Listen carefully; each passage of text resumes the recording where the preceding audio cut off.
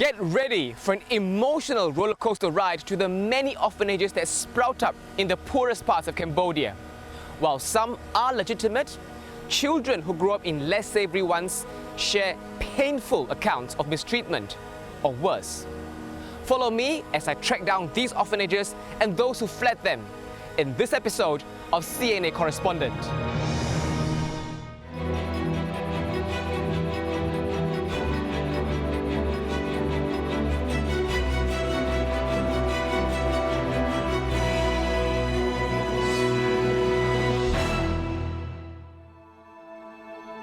This isn't just a home.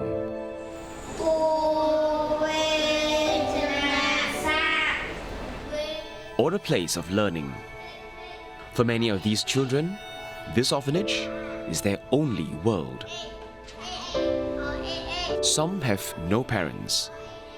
Others were abused or abandoned and sent here by the authorities. These children are the latest ones to seek refuge at Seeds of Hope in Kampong Spur in central Cambodia. They're having lessons at the orphanage to catch up on the basics first until they're ready for school. Seeds of Hope has been around since 1997 and today it's home to some 40 children.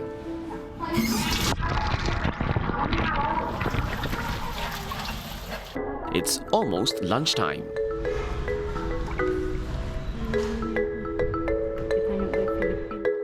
And for the little ones, it's a window of playtime while waiting for the older children to hurry back during their break. They have an hour to eat before heading back to school, which is a 10-minute drive away. Meals are simple: rice, curry, fruits.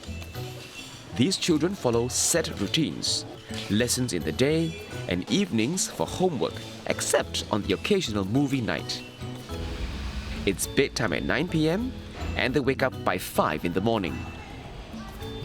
But on weekends, they get to have a field day. Seeds of Hope is run by an international NGO and funded by churches in Singapore and Malaysia. It has to follow strict government standards that regulate what's called residential care institutions, or RCIs. These include proof of regular funding and yearly audits. Directors must also not have criminal records. They need to have the program for develop the children, the program for healthcare, the program for social activity. We need all RCI to follow. If they cannot follow, they must be closed.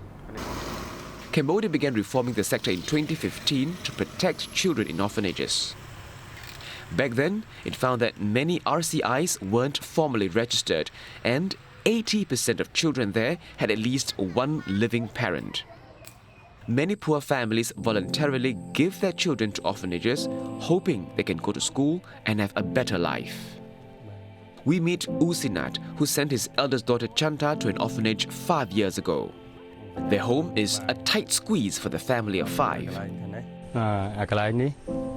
ពីមុនមកកន្លែងខ្ញុំដេកមួយក្រុមគ្រួសារខ្ញុំទាំងអស់គ្នាហ្នឹងហើយអាកន្លែងនេះពីមុនមកជាកានបាយអាកន្លែងនេះមកកន្លែងអង្គុយហូបបាយតែអញ្ចឹងអាកន្លែងនេះដាក់អីវ៉ៃវ៉ាន់ដូចជាកង់កូនសម្រាប់រៀនតិចតួចហើយវ៉ៃវ៉ាន់ឯង Sinat made his first and only visit to the orphanage in 2020. The 2.5-hour cab ride cost him nearly $20, enough to pay for a month's worth of food and school fees for his 2 younger ones. It was then that he found out that Chanta was being bullied by other children. ដឹងតែខ្ញុំជីវភាពរបស់ខ្ញុំកំពុងតែដុនដាបពេលនោះខ្ញុំស្ទើរតែកាំងខ្ញុំក៏មិនដឹងនិយាយថាម៉េច Sinat brought Chanta home late last year with the help of a local NGO called Cambodian Children's Trust, or CCT. It gave the family building materials for a new house where they can live more comfortably. Social workers also taught Sinat farming skills so he can take on extra work. Today, the family counts every moment as a blessing. Their once silent home, now filled with the sound of bliss.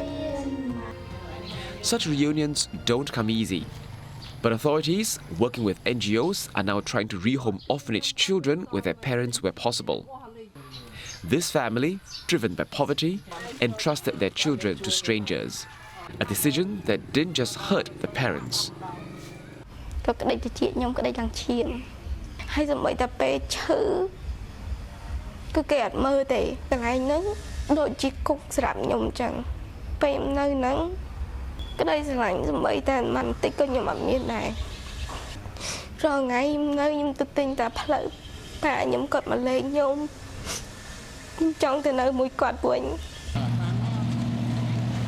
More than 10,000 children have since been reunited with their families. We do family assessment. They live from OCI to live in their family. They will, child protection officer or social worker will follow up. Our government want to promote the children live in their family because orphanage is it is the last option. In 2015, Cambodia had some 400 orphanages. Today, fewer than half remain. The government says questionable ones were forced to shut when proper checks and balances were put in place, and dozens more closed during the COVID-19 pandemic. Some had relied on foreign travelers who wanted to do good for income, a lucrative industry known as orphanage tourism.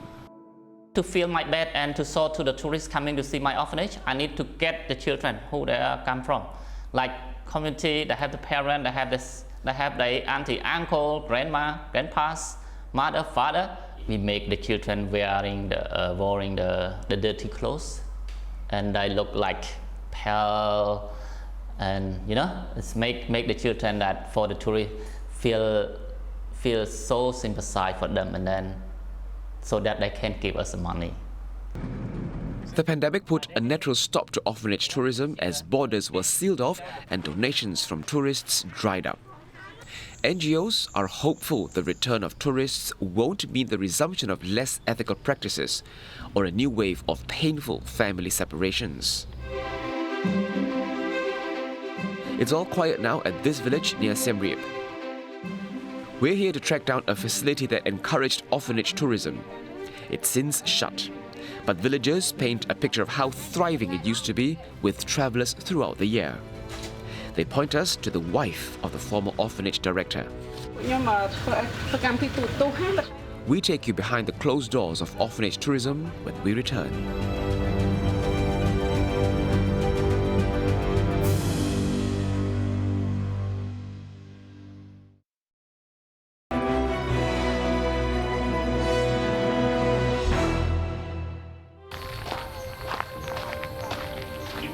This site was home to about 30 children in its heyday.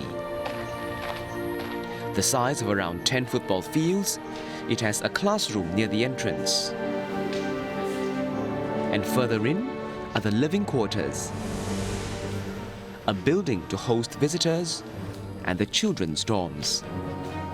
At its peak, dozens of well-meaning travelers streamed in each month, bearing gifts and cash donations. Only traces of those days remain.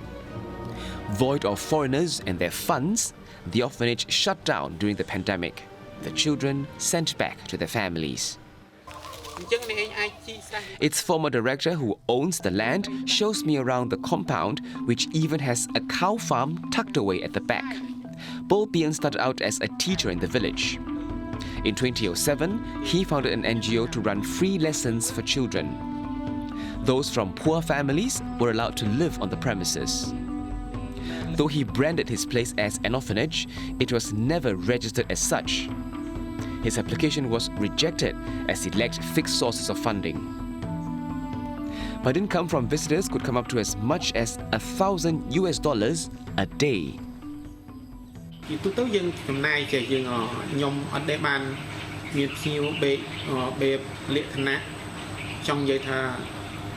Private ម្នាក់ពីរនាក់ទេណាយើងអត់មានទេយើងមានជា group កាលណាមាន group ក្នុង group ម្នាក់យើង ដាក់$15បាយ3ពេលដឹកជូនពីពលានយន្តហោះពីពលានយន្តហោះទៅមកពីនេះទៅពលានយន្តហោះវិញយើងដាក់បានរហូតដល់50-60នាក់70នាក់ Children at the orphanage had to work and help upkeep the place, such as by cooking or fetching water, or as farm hands. They also learn to do this. Not just learn. Produce to sell. To sell for support. Oh, I see. Weekday evenings were spent learning traditional dance so that they could perform on weekends. ដល់ស្ថានភាពនេះតែរឿងមានកម្មវិធីអីគេពួកនេះគេមានកម្មវិធីគេយកទៅរួមអញ្ចឹងយើងបានមកពឿនពីពឿនទៅចាបាទប៉ុន្តែយើងអត់អុយទៅលប៉ះចុងសប្តាហ៍យើងអុយទៅចាព្រោះយើងអត់បានយូរជាជីពទេហើយដល់ពេលរឿងក៏យើងអត់បានតេខ្លួនទេយើងលៀកពាក្យក៏អត់សឹករឿង Popian says the income was used to keep the orphanage up and running and give poor children access to education. បើយើងចាយទាំងរៀនទាំងសូត្រខ្ទង់15,000ខ្ញុំមានបានទៅយោនេះអីបើខ្ញុំមាន5ខ្ទង់យើងម៉ាក់សមងខ្ទង់ហ្នឹងថ្លៃមហូបទាំងអីទាំងអស់ទាំងទឹកទាំងភ្លើងក្មេង34នាក់បុគ្គលិកគ្រូទៀតផង I ask if he thinks his orphanage made use of the children to make money. ចំណុចពីរមានអវិជ្ជមានវាដើរទន្ទឹមគ្នាវាទទួលបានជំរឿសច្រើនពីការណែនាំ different culture. Like I have been working in this area for long times, and I can see this is a child exploitation. It is a serious problem because the children is not supposed to be doing this type of work. Jeta knows all too well the temptation to be part of orphanage tourism, even when the intention is simply to do good. I did the same thing. It is a big mistake for my life. CCT Orphanage, we have a lot of tourists coming to visit as well, and we get donation from them, and we, it is thing. I closed the RCI because of it really bad. It is a lot of negative impacts for their physical and their mental development. While they reintegrate back to the community, they have a lot of problem with the communication with the other people around the community. No new orphanages have been approved since reforms began, but close to 7,000 children still live in orphanages today. And the journey to remove them is a long and winding one. ជួនកាលគាត់លាក់ព័ត៌មានអញ្ចឹងការលាក់ព័ត៌មាននេះធ្វើឲ្យមានការពិបាកក្នុងការassessដែរហើយយើងធ្វើការបានប្រមាណទៅគាត់លាក់ព័ត៌មានវាធ្វើឲ្យផែនការហ្នឹងវាអត់បានសម្រេចទេ The children who do make it out often bear wounds that last into adulthood. Chansinet was sent to an orphanage after losing her parents to HIV. When we come back, she shows us the scars that continue to run deep 20 years on.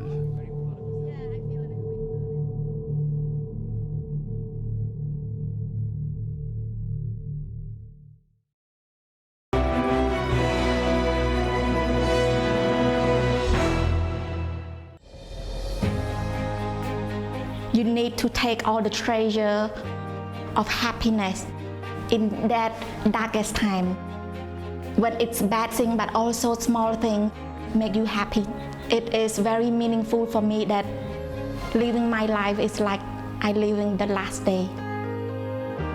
32-year-old Chansinet never imagined she would find light in the darkness. I never thought I made it. I made it to this age because when I was at the orphanage, I want to just kill myself. I drowned myself a lot of time at the fish lake, and a few times that I trying to kill myself when I become, adult. The orphanage, just beside the temple, shut down 2 years ago. Its buildings long abandoned, but the memories and scars are still raw. After both of my parents died from HIV, I was sent to live at the orphanage. I was 9 years old, and then my childhood was destroyed. I never feel a child anymore. We were badly neglected. We were forced to work in the hard labor, like growing rice at the rice field. We need to look after a cow farm and a fish farm. They hit us and made us to work. In front of well-meaning foreigners, the orphanage seemed to give children a way out from a life of hardship on the streets. Reality, though, was starkly different. After everyone is gone, everything that have donated to us will taken away from us and will sell it to the market. If there is no volunteer, sponsor or donor come, we mostly in the morning, we didn't eat. Mostly we find our own food. Sometimes we need to eat mice. As Sinette grew up, all the colors of her childhood faded. The lowest time living in the orphanage was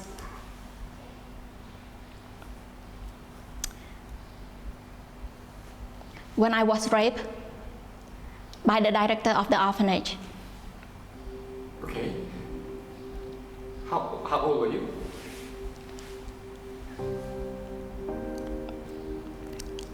I was 12 until I was 16. I don't know. I don't understand. Because we call him father. And it's not supposed to be like that. I was abused very bad until he threatening me, saying that if I ever telling anyone, he going to kill me. So I never did. I want to run away, but I have nowhere to go. Very often, I need to put like 10 of my pen in hope that it will help me. It stopped because there is a volunteer and she sees something is not right, and later on we tell her what happened, and she talked to the local authority to ask for their support to come and rescue us. And that was, as I remember, maybe 12 or 13 of us have been rescued. Not long after Sinette was rescued, she moved from her hometown of Battambang to Phnom Penh, where she felt safer. She moved back only a decade later. She now helps rehomed orphanage children with CCT, the NGO set up by the volunteer who saved her in her darkest moments. The children gather for activities every week, and Sinette follows up on their progress as they readjust to normal life. As for Sinette herself, she says legal proceedings against the former orphanage director slowed, and she didn't follow up. She's since moved on.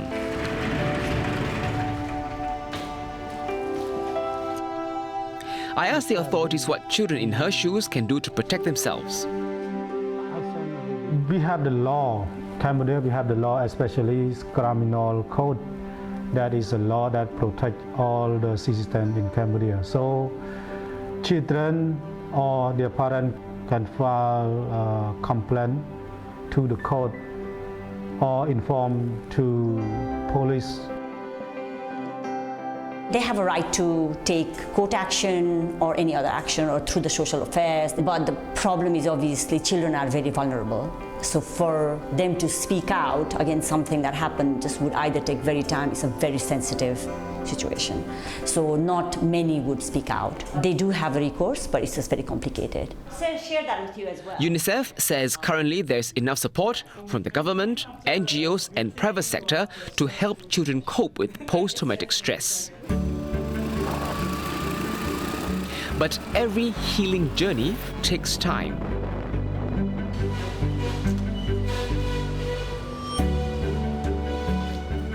Today, Sinette takes us to some of the sources of her strength. This restaurant is a social enterprise started by CCT. It's also where Sinette's sister and her friends work. Days like this, surrounded by loved ones, are easier to get by. When I leave the orphanage, I was just a scared little girl. It's crazy because I got panic all the time. I can't talk to people.